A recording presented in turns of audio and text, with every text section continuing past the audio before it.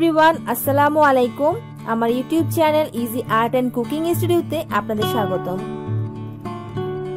আমি আজকে আপনাদেরকে খেজুরের কাঁচা রস আর ঝোলা গুড় দিয়ে পায়েস তৈরি করে দেখাবো। পায়েসটা তৈরি করার জন্য আমি চুলায় একটি প্যান বসিয়ে এর মধ্যে 1.5 লিটার খেজুরের কাঁচা রস ঢেলে দিচ্ছি।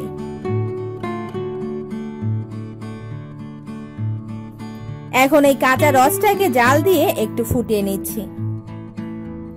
এখন এর মধ্যে দিয়ে দিচ্ছি 1 কাপ পরিমাণ কালো জিরা পোলাওয়ার চাল।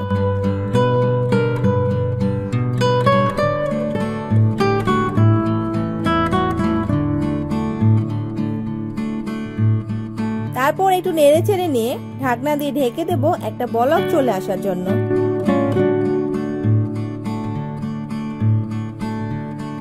একটা বলক চলে এসেছে। এখন ঢাকনাটা খুলে চুলার আঁচটা মিডিয়ামে করে রেখে জাল করব 5 থেকে 6 মিনিট। আর অন্য চুলায় আমি একটি সসপ্যানে 1 কেজি দুধকে জাল করে আধা কেজির মতো করে নিচ্ছি। তারপর দুধটাকে ঠান্ডা করে নেব।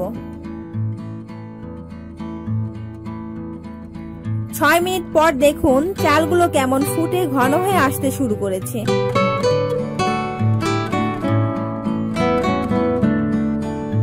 এখন এর মধ্যে 2টা এলাচ চিড়ে এলাচের দানাগুলো দিয়ে দিচ্ছি।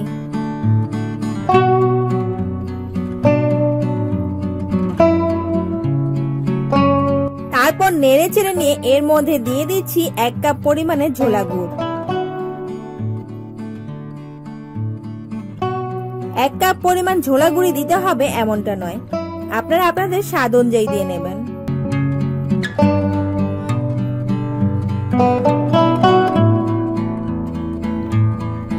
তারপর গুড়টাকে নেড়ে চেড়ে ভালোভাবে মিশিয়ে নিচ্ছি।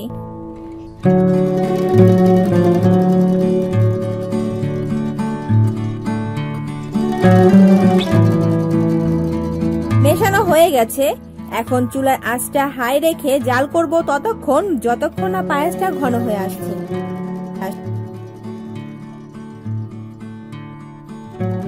পায়েসটা ঘন হয়ে এসেছে। এখন চুলাটা অফ করে পায়েসটা নেড়ে চেড়ে নিয়ে ঠান্ডা করে নেব, কারণ এর মধ্যে দুধ অ্যাড করে দেব। পায়েসটা প্রায় ঠান্ডা হয়ে এসেছে। এখন এর মধ্যে অল্প অল্প করে দুধ ঢেলে নাড়াচাড়া করে পায়েসটার সাথে মিশিয়ে দিচ্ছি। দুধটা আমি প্রথমে অ্যাড করিনি, কারণ এই পায়েসটা আমি খেজুরের কাঁচা রস দিয়ে রান্না করেছি, তাই প্রথমে দুধ দিয়ে দিলে দুধগুলো ফেটে যেত। এর জন্য প্রথমে দুধটা জাল করে ঠান্ডা করে নিয়ে তারপর পায়েসটাকে ঠান্ডা করে নিয়ে দুধ দিয়ে দিয়েছি। আমার পায়েস রান্না করা হয়ে গেছে। এখন এটাকে একটি সার্ভিং বোলে ঢেলে নিচ্ছি।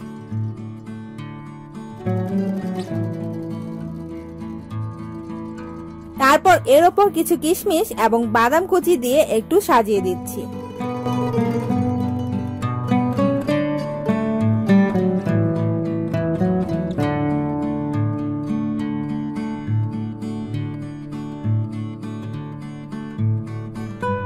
তৈরি হয়ে গেল খেজুরের কাঁচা রস আর ঝোলা গুড় দিয়ে পায়েস।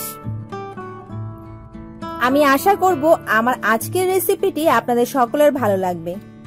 আর যদি ভালো লেগে থাকে তবে আমার রেসিপিটি আপনার ফ্যামিলি এন্ড ফ্রেন্ডসের সাথে শেয়ার করবেন এবং পরবর্তী রেসিপির ভিডিওগুলো দেখার জন্য আমার চ্যানেলটি সাবস্ক্রাইব করে নেবেন। সবাই ভালো থাকবেন, সুস্থ থাকবেন। আজকে এখানে বিদায় নিচ্ছি। ধন্যবাদ। যদি আপনারা আমার ইউটিউব চ্যানেলটি এখনো সাবস্ক্রাইব করে না থাকেন তবে এই বাটনটিতে ক্লিক করে এখনই সাবস্ক্রাইব করে নিন।